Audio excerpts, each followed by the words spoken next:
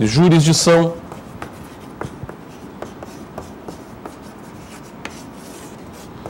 e de processo.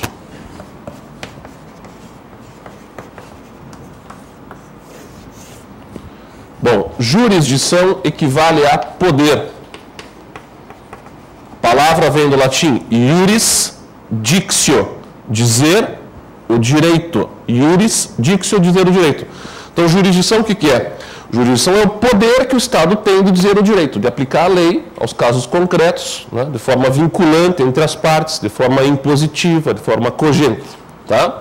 Poder. O Estado tem o poder de aplicar isso? Tem. Só que o Estado não faz isso de forma automática. Né?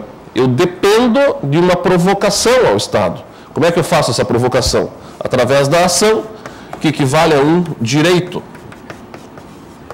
Direito público subjetivo, né, de invocar a tutela jurisdicional do Estado. Então, eu tenho o direito de provocar o Estado. Bom, o Estado tem poder, eu tenho o direito de invocar a tutela desse poder. Uma vez que eu invoque, ele me dá a solução de imediato? Não. O Estado tem que tomar a cautela de verificar se a minha pretensão, de fato, é merecedora de ser acolhida. Então, ele tem que ter um mecanismo de apuração do fato, né? Um mecanismo ritual de apuração do fato. Isso se dá através do processo. Então, o processo é o meio, o instrumento através do qual, uma vez exercitado o meu direito de ação, eu obtenho a tutela jurisdicional do Estado. Então, esse é o tripé, né? É a partir daqui que todo o processo se desenvolve. Então, você tem que dominar o que é ação, e quais são os princípios que orientam a ação. Você tem que dominar o que é a jurisdição e os princípios que orientam a jurisdição. Você tem que dominar processo como meio, como instrumento de obtenção da tutela e dominar também a principiologia. Está claro? Vamos começar pela jurisdição, que afinal de contas é a razão de ser de tudo aqui, né? Vocês vão fazer concurso para juiz. Se você não entender o que é jurisdição, fica difícil de ser juiz, né? Jurisdição é o poder que você vai ter como juiz. Então, como é que você vai exercitar esse poder? Como é que as pessoas querem que os juízes exercitem esse poder jurisdicional? Né? Toda a principiologia, ela tem como nascedor aqui os princípios gerais do direito, aquilo que está acima, inclusive. Né? Os princípios gerais do direito vão muito na linha da ideia de quase que um direito natural, aquilo que está no inconsciente coletivo. A ideia de igualdade, de justiça, de fraternidade, né? Tudo aquilo é princípio geral do direito. A partir dali eu começo a raciocinar em termos de jurisdição. Bom, se as pessoas querem ser tratadas de forma equitativa, igualitária, eu quero que quem tenha o poder de aplicar a lei ao caso concreto faça isso de forma equitativa. Eu não quero que o sujeito seja uma pessoa tendenciosa. Então, o primeiro princípio que vai orientar o poder jurisdicional é o princípio da imparcialidade.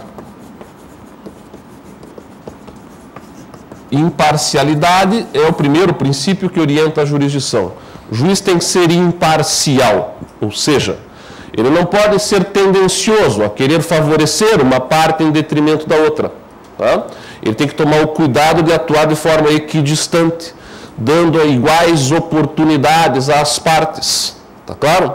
Se ele transparecer que está favorecendo ou querendo prejudicar alguém, ele quebra a imparcialidade e o processo deixa de ser considerado válido.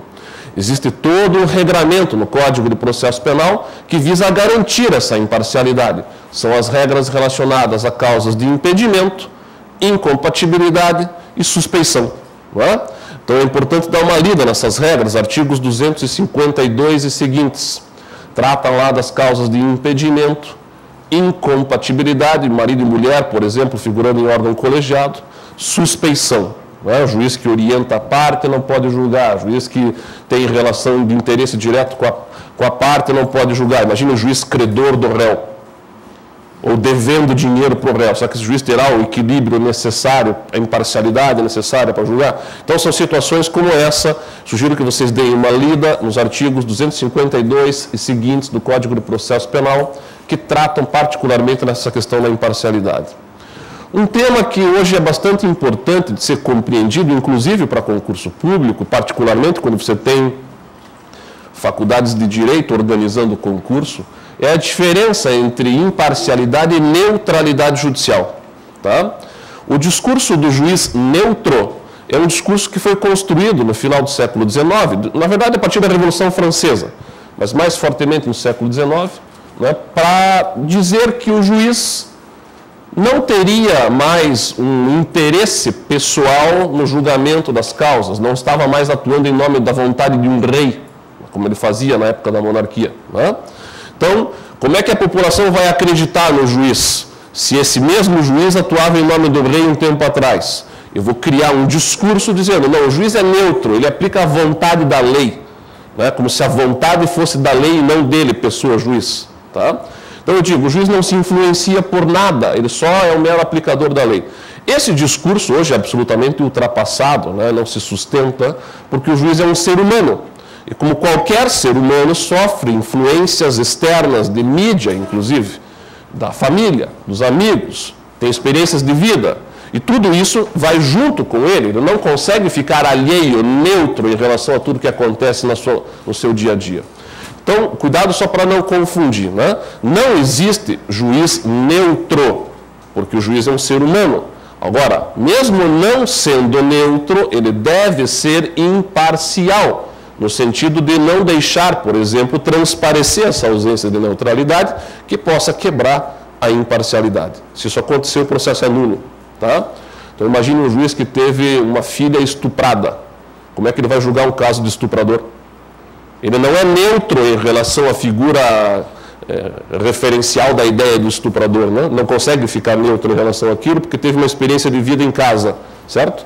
Se ele deixa transparecer isso, ele quebra a imparcialidade. Então ele vai ter que ter um cuidado redobrado para que isso não transpareça sob pena de quebrar a imparcialidade. Está claro isso aqui? Tá. Ainda visando garantir a imparcialidade, nós construímos o discurso da inércia jurisdicional. O princípio da inércia. O juiz deve ser inerte, não deve se autoprovocar, tá? Não deve sair à cata de fatos para julgar. Ele tem que aguardar que alguém o provoque através da ação, tá certo? Então, diferente do que ocorria antes da Constituição de 88, onde, nas contravenções penais em particular, o juiz se autoprovocava, o juiz iniciava o processo por portaria antes de 88, agora ele não pode mais fazer isso. Da onde que nós vamos extrair particularmente a ideia da inércia? Do artigo 129, inciso 1º da Constituição. O que diz o artigo 129, inciso 1º? Ele trata do Ministério Público. Ele trata da função do Ministério Público de exercer privativamente a ação penal de natureza pública. A partir dali, eu conduzo a ideia de que se o promotor é quem exerce de forma privativa a ação penal, o juiz não pode fazê-lo. A inércia está implicitamente ali regrada, tá claro? Então, eu não admito mais o juiz se autoprovocando, dando início ao processo. Bom, o princípio da inércia deveria estar presente em todos os atos e todas as atividades jurisdicionais.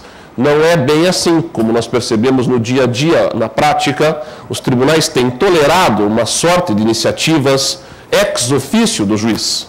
Então, no nosso modelo processual penal infraconstitucional, o juiz pode mandar prender ex officio, pode determinar uma interceptação telefônica ex officio, busca e apreensão ex officio. Ele faz quase tudo ex officio, sem provocação. Isso, evidentemente, poderia ser lido sob a ótica de quebra do princípio da inércia. Também poderia ser lido sob a ótica de um modelo inquisitório do processo, onde o juiz é ativo e não passivo. Tá? Não obstante, os nossos tribunais têm tolerado, de certa forma, toda essa... trabalhando com uma certa permissividade de iniciativas ativas do juiz, fora da questão da autoprovocação do início do processo. Quanto ao início do processo, não tem dúvida. O resto, eles têm tolerado, né, iniciativas ex officio.